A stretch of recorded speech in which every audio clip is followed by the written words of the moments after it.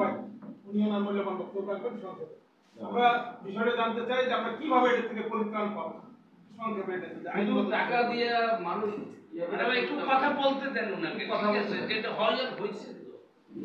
বৈষম্য বিরোধী ছাত্রদের পরিবার এই অনুষ্ঠান এখানে বাজেটকে কেন্দ্র করে এখানে বেশি সঞ্চালিত করার সুযোগ নেই।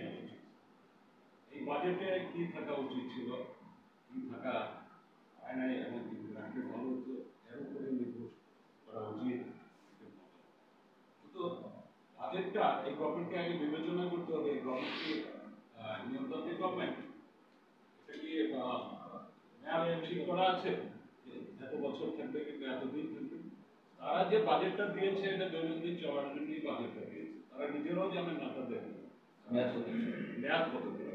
এটা ফেব্রুয়ারি হলে যদি এই জুনে বাজেট পাস হয়, জুলাই চলছে, তাহলে এই বাজেটে একটা এটা যদি দীর্ঘায়িত হয়, এটা যদি এর আগেও শেষ হয়ে যায়, তাহলে বাজেট চলা। আমাদের আলোচনার বিষয়বস্তু হলো যে এই 24-এর আন্দোলন যারা ক্ষতিগ্রস্ত হয়েছে, এই ক্ষতিগ্রস্ত ফ্যামিলিকে এই বাজেটে ক্ষতিপূরণের ব্যাপারে তেমন উল্লেখযোগ্য কোন বক্তব্য আমরা দেখিতে করি। তো জুলাই বাজেট তো সারা বাংলাদেশের জন্য, একটা ক্ষতিগ্রস্ত ফ্যামিলিকে উদ্দেশ্য করে যে বাজেটকে বলতে হবে এমন না, গভর্নমেন্টের অ্যাকশনটা বুঝতে হবে। ক্ষতিগ্রস্ত ফ্যামিলির প্রতি গভর্নমেন্টের কোনো কন্ট্রিবিউশন দিয়েছে কিনা। এখন বাজেটে অনুমোদন নিয়ে যে সমস্ত ক্ষতিপূরণ দিতে চায় এটা বাজেটে উল্লেখ করতে হবে। আর যদি গভর্নমেন্টের স্বতঃস্ফূর্তভাবে তাদের ফ্যামিলিকে কোনো ক্ষতিপূরণ দিয়ে থাকে, সেটা তাদের ব্যাপার, তারা যে কোনো লেভেলে যে কোনো ফর্মে ক্ষতিপূরণ করতে পারে।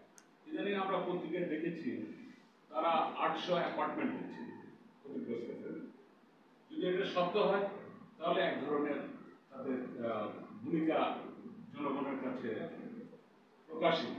তারা ক্ষতিগ্রস্ত ফ্যামিলিকে আসলে কন্ট্রিবিউট করতে চায়, কিন্তু দেশের বাজেট তো সমস্ত জনগণকে নিয়ে। যেমন আমি আইনজীবীদের পক্ষে আমি তো মনে করি জুডিশিয়ারিতে আরো অনেক বেশি বাজেট করা উচিত। যেহেতু জুডিশিয়ারিতে সঠিক বিচার যদি করতে হয়, বিচারকের নিশ্চয়তাটা কি, বাজেটে সে ধরনের বিচারকদের ব্যাপারে তো বক্তব্য আসা উচিত। আমরা যারা আইনজীবী আছি আমাদের ভবিষ্যৎ কি? সরকার তো আমাদের জন্ম দিয়ে ছেড়ে দিয়েছে, কাউন্সিলের সনদ একটা দিয়েছেন, তারপরে উকিলদের আপনার লালন পালন দেখাশোনা নাই, কিল দেওয়ার বসাই একটা ট্রাইব্যুনাল বানিয়েছে। এই ট্রাইব্যুনালের মাধ্যমে আমাদের বিচার চলবে, কিন্তু গভর্নমেন্টের তো কোনো কন্ট্রিবিউশন নেই আমাদের। আমরা ক্লায়েন্টদের কাছ থেকে যা পয়সা পাই, আমরা যা জমাই, আমাদের একটা বেনাবরণ ফান্ড আছে। আমরা সরকারকে আর্ন করে দিচ্ছি প্রতি বছর, আমাদের আর্নিং 1500 কোটি টাকা, কিন্তু নেই কোর্ট ফি। কিন্তু সেই কোর্ট ফির পার্সেন্টেজ পায় ভেন্ডার, একটা পার্সেন্টেজ পায় স্ট্যাম্প ডিউটি, কিন্তু আইনজীবীদের বেনাবরণ ফান্ডে তো সরকার কোনো কন্ট্রিবিউট করেনি। তাহলে এই বাজেটে তো আমাদেরও কোনো বক্তব্য নেই। তো এই বাজেটে আমার দাবি থাকবে আরো জুডিশিয়ারির জন্য, আইনজীবীদের নিরাপত্তার জন্য, মক্কেলের ইজি অ্যাক্সেস থাকার জন্য জুডিশিয়ারিতে, এদের জন্য এই বাজেট দ্বিগুণ করা উচিত, যেটা তারা বাজেট বরাদ্দ করেছে। সাইড বাই সাইড এই বাজেটে জুলাই বিপ্লবের ক্ষতিগ্রস্ত ব্যক্তিদের জন্য উল্লেখ থাকা উচিত, কত কিভাবে তাদের, যেমন ওনারা 800 অ্যাপার্টমেন্টের কথা বলেছে, কিন্তু 800 অ্যাপার্টমেন্ট আপনি কবে দিবেন, কবে বানাবেন, ইটস এ লং টার্ম। নগদ কত দিবেন এটাই বাজেটে বলা উচিত ছিল, এবং ক্ষতিগ্রস্তদের সঠিক লিস্ট থাকা উচিত ছিল। আমরা 24-এর আন্দোলন নিয়ে আমরা যদি আন্দোলনের মুখর হই, তাহলে 71-কে যারা চ্যালেঞ্জ করছেন তাদের বিরুদ্ধে আমাদের বক্তব্য।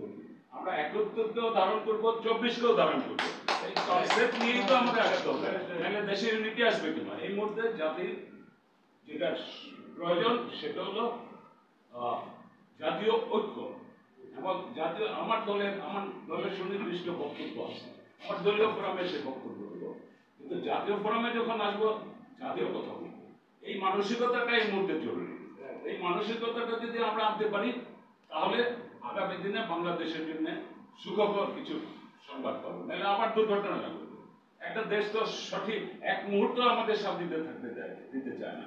আর অন্যান্য দেশগুলো তো বাগে আছে, কোন সময় আমাদের তাদের বাগে নিতে পারে। তো এই লাইনে আমি আর আমার বক্তব্য দীর্ঘায়িত করবো না, যেহেতু লিমিটেড ফর্মে বাজেটের ব্যাপারে আমি আমার বক্তব্য সীমাবদ্ধ রাখছি। এই বাজেটে জুলাই বিপ্লবীদের যেমন একত্রে ক্ষতিগ্রস্তদেরও ভুলে গেলে চলবে না, এবং অন্যান্য শ্রম কর্ম পেশার লোকজন যারা ক্ষতিগ্রস্ত হয়েছে তাদেরও দিতে হবে। ছাত্রদের শুধু দিলে হবে না, শ্রমিকরা ক্ষতিগ্রস্ত হয়েছে, পেশাজীবীরা ক্ষতিগ্রস্ত হয়েছে। আর দেশটা তো শ্রম কর্ম পেশাজীবী নিয়েই, কিন্তু আমরা শ্রমিকের পক্ষে কথা বলি না, আমরা কৃষকের পক্ষে কথা বলি না, আমরা মধ্যজীবী মধ্যবিত্তদের কথা বলি। মধ্যবিত্তদের আন্দোলন আমরা দেখেছি 53 বছর। মধ্যবিত্তরা কতটুকু নিয়েছে, বাংলাদেশকে কতটুকু নির্দিষ্ট পথে তারা নিতে পেরেছে। আমরা শ্রম কর্ম পেশা এবং মধ্যবিত্তরা থাকবেই, বুদ্ধিবৃত্তির চর্চা করে মধ্যবিত্তরা, কিন্তু তারাই এককভাবে সবকিছু দখল করে রাখার চেষ্টা করে। এখানে আমাদের আমরা চাই শ্রমিক বাংলাদেশের সংখ্যার দিক দিয়ে সবচেয়ে বেশি কৃষক। কৃষকের প্রতিনিধিত্ব কোথায়? কৃষকের জন্য কি বাজেট করেছেন? এই বাজেটে কি বরাদ্দ রেখেছেন? শ্রমিকের জন্য স্পেসিফিক্যালি কি বরাদ্দ রেখেছেন?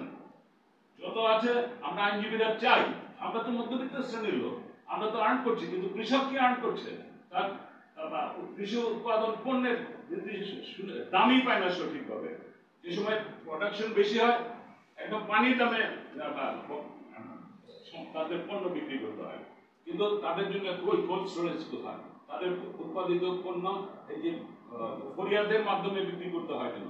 আপনি সারা বাংলাদেশে তো বিএডিসি নামক সরকারি প্রতিষ্ঠান আছে, বিভিন্ন এগ্রিকালচার প্রতিষ্ঠান আছে, তাদের মাধ্যমে তাদের পণ্যগুলো ক্রয় করে বাজারে বাজারে পৌঁছানো হয় না কেন? এগুলো দীর্ঘ আলোচনা, এই সব আলোচনা এগুলো আলোচনা করতে চাই না। আপনারা আমাকে এখানে আমন্ত্রণ জানিয়েছেন, আমি আপনাদের সবাইকে ধন্যবাদ জানাই, বিশেষ করে আরুন সাহেবকে। এতটুকুই আজকে আমার বক্তব্য। সবাইকে